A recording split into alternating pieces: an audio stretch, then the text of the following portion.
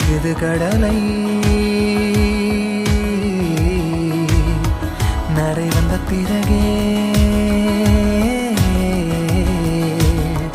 புரியுது உலகை. நேற்றின் இன்பங்கள் யாவும் கூடியே இன்றை இப்போதை அர்த்தமாக்குதே. இன்றின் இப்போதின்